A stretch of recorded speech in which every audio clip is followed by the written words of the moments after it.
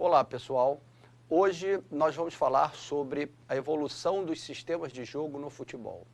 Essa evolução dos sistemas de jogo no futebol, nós podemos dizer que ela se deu ali a partir digamos assim, do futebol da era moderna, né? Do futebol como nós conhecemos hoje, que foi, digamos assim, que começou ali na Inglaterra em meados do século XIX.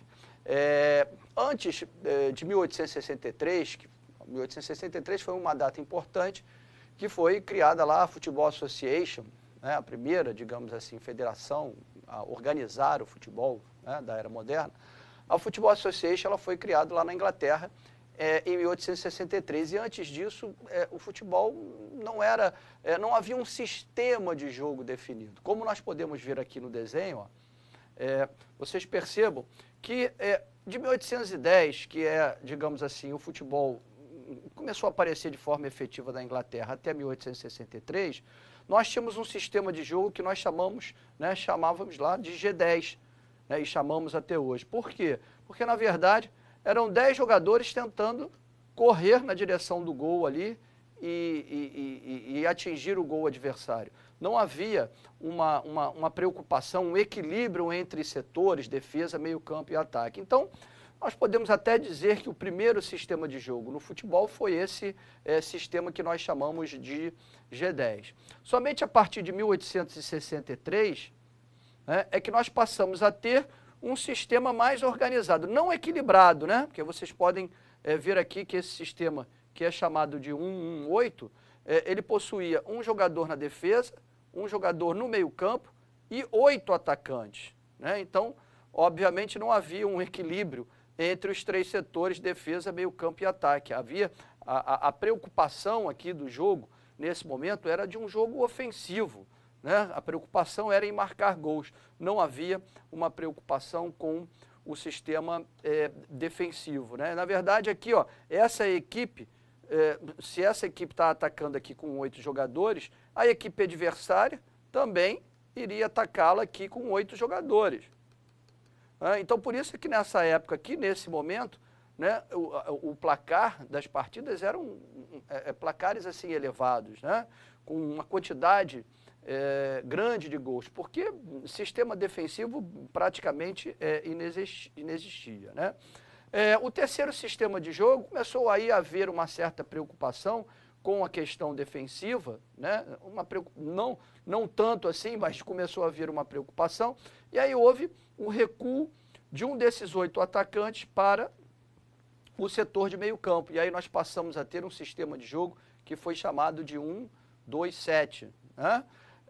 E aí percebeu-se mais ainda a necessidade de ter, digamos assim, mais jogadores na defesa, e a partir de 1871 nós evoluímos para um sistema que ficou conhecido como 2-2-6, né? Mas vejam assim, nós ainda tínhamos 6 jogadores no setor ofensivo.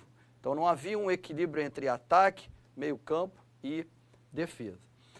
O primeiro sistema, talvez um pouco mais equilibrado, que surgiu no futebol, foi em 1880, onde nós passamos a ter o chamado sistema clássico, né, ou piramidal. O nome, né, piramidal, se dá em função do desenho, né, desse sistema parecer lá como uma pirâmide, né, como um triângulo.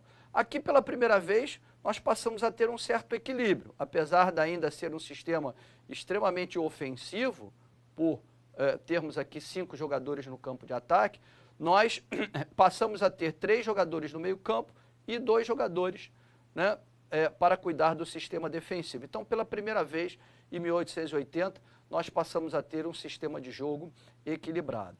Bom, depois de 1880, somente em 1925, surgiu um sistema de jogo que aí sim veio trazer, não definitivamente, mas veio trazer um equilíbrio entre os setores de defesa, meio-campo e ataque. Esse sistema ele foi chamado de WM por conta do desenho, né? Aqui, ó, havia um W ofensivo e um M defensivo, daí o nome WM, né?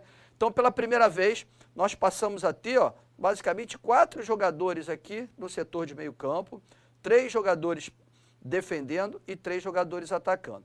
Esses jogadores aqui, né, do W ofensivo, participavam muito de ações ofensivas, mas também, de certa forma, recuavam um pouquinho aqui, né, com a preocupação de ajudar o sistema de defesa. Esses 3 jogadores que atuavam aqui na frente, não, eles atuavam mais adiantados mesmo, né? Depois do WM, nos anos 50, nós passamos a ter um sistema que foi chamado de 4-2-4. O que foi o 4-2-4?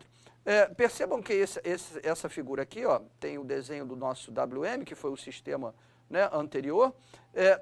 A modificação em relação ao WM foi que um desses jogadores do WM passou a se posicionar um pouco mais à frente.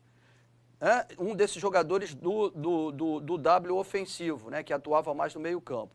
E um outro jogador do M defensivo recuou, né, formando uma linha de 4 zagueiros. Daí, durante muito tempo, esse jogador que recuou, ele recuou aqui pelo lado esquerdo. E aí nós tivemos esse jogador aqui durante muito tempo, chamado de 4º zagueiro, né, na nomenclatura do futebol.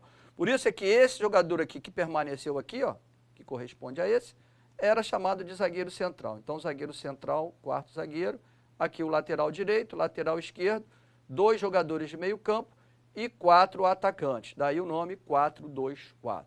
Esse sistema permaneceu durante muito tempo, até que, na Copa de 1958, um jogador brasileiro que tinha o hábito de recuar um pouquinho mais quando a sua equipe estava sendo atacada, esse jogador era o Zagallo, né, jogador brasileiro da Copa de 58, o Zagallo, meio que até sem querer, porque era uma característica dele de auxiliar, né, o setor defensivo, ele acabou criando aqui um sistema que passou a ser chamado de 4-3-3, porque nós tínhamos 4 jogadores no campo defensivo, 3 no meio campo e 3 no ataque.